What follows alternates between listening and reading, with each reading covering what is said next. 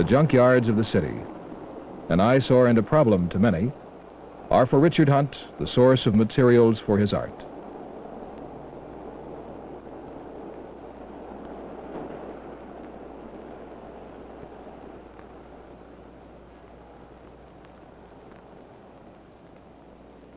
Hunt selects his materials with a sculptor's eye for shape and form. These go with him.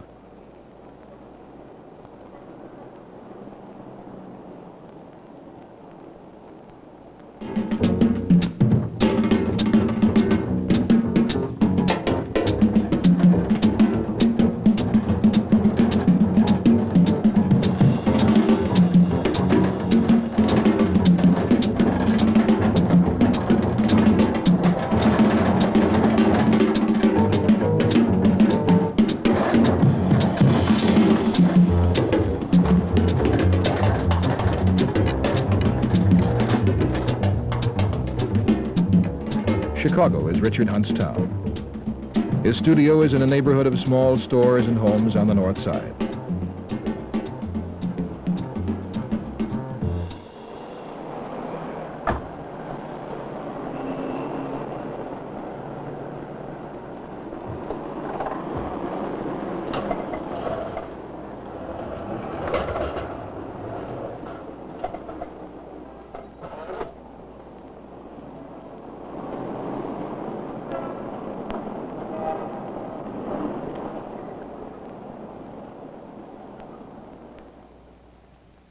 A hole in the wall is the entrance to his studio.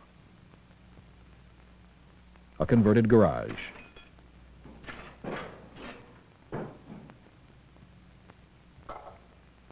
Piled among the tools, these materials await the touch of his hand, the spark of his imagination.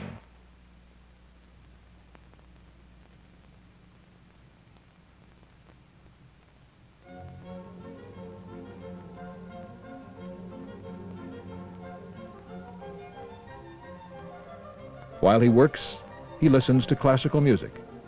For him, it is a source of inspiration.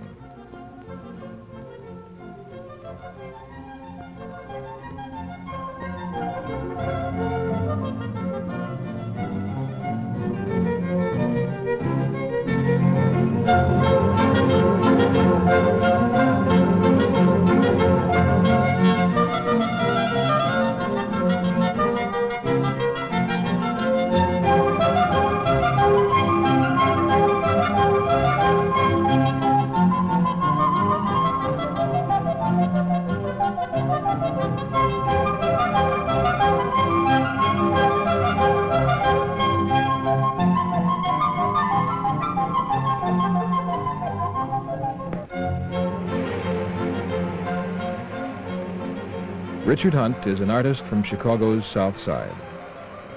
Starting his career in a small black community, he has become one of the few artists ever to achieve worldwide recognition in the first decade of his work. This is the story of Richard Hunt's self-discovery as an artist, of the development of his talent, and of the achievement that has brought him success.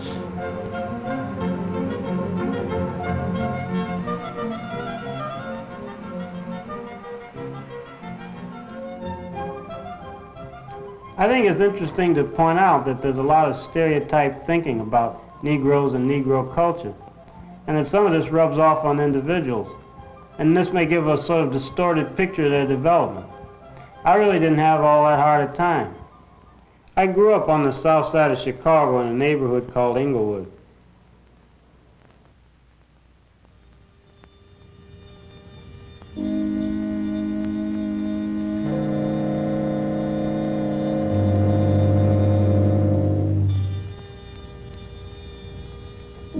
This area I grew up in is changing. Now it's part of the Black Belt on Chicago's south side.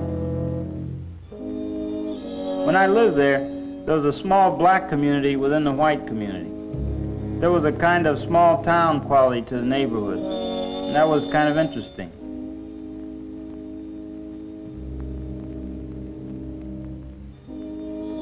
This is all going.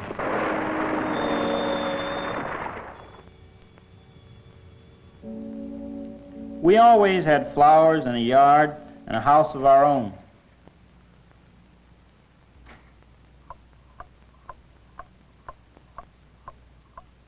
My parents wanted to give their children a cultural education. They provided me with a kind of environment and encouragement that helped me get an early start in art. His first experiments with sculpture were made in the basement of his father's barber shop before he took any classes.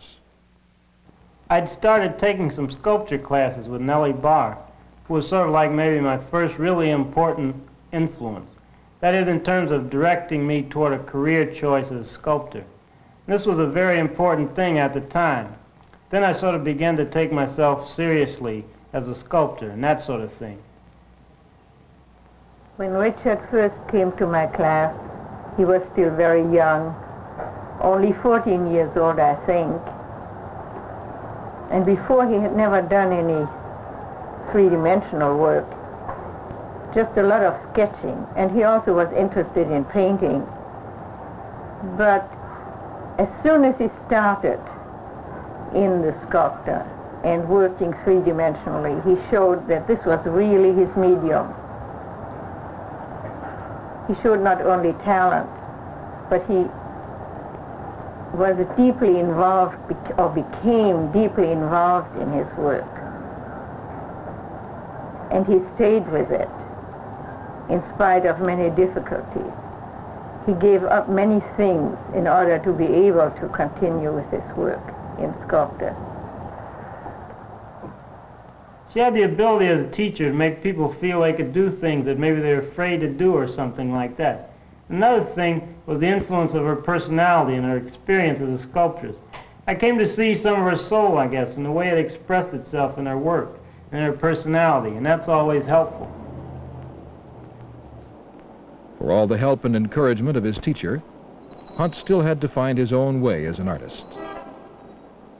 Junkyards provided materials for his work and helped him to discover the sculptural possibilities in found objects.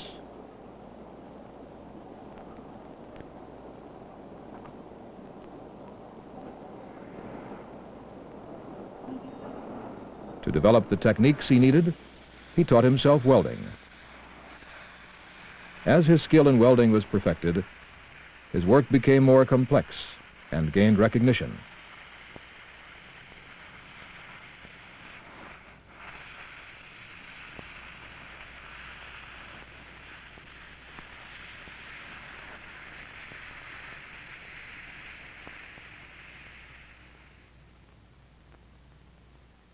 Recognition brought large commissions.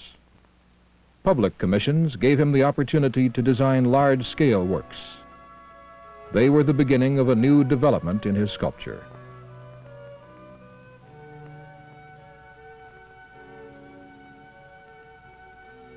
Making scale models helps Hunt to clarify his ideas and allows him to experiment with new materials. Public commissions provided a different kind of challenge than the small-scale work he did in his studio.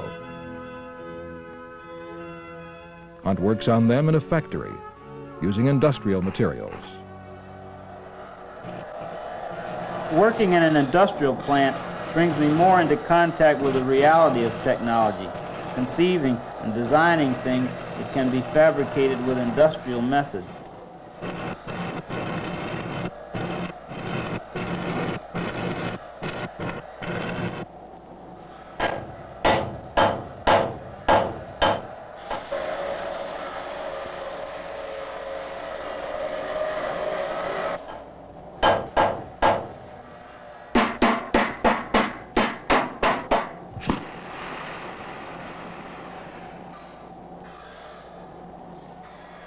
In contrast to my earlier work, a different kind of creative thought process is involved. The environment for this kind of sculpture is an important consideration. When I'm working, I have to keep in mind how it will look outside, where it will be placed permanently.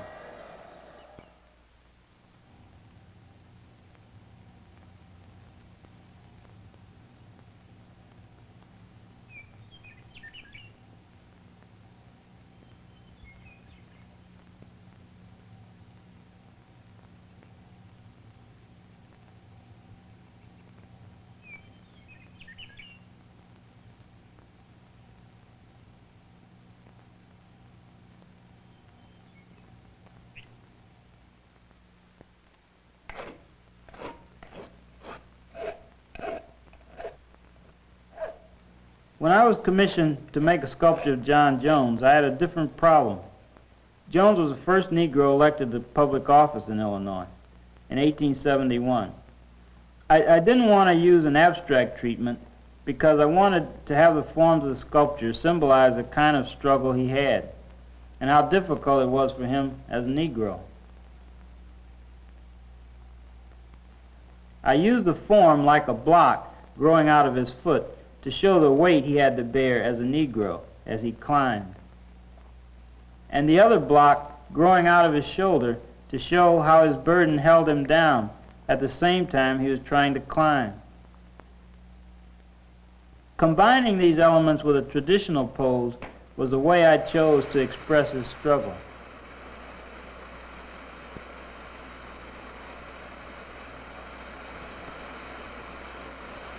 Jones was born during slavery.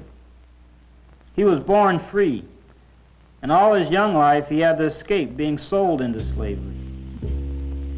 Hunt's sculpture of John Jones symbolizes the struggle of his people.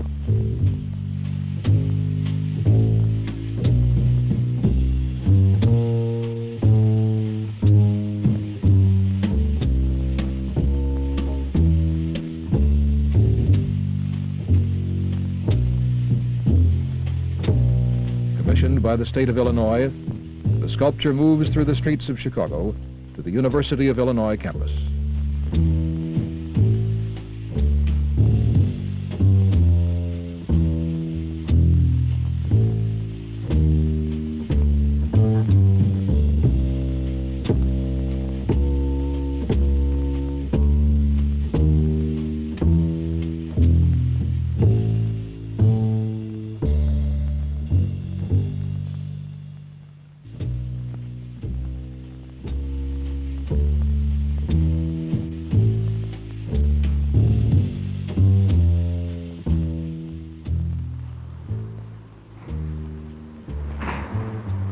Richard Hunt's self-discovery as an artist continues. His work is shown in major museums around the world. He has become one of the great American sculptors of our time.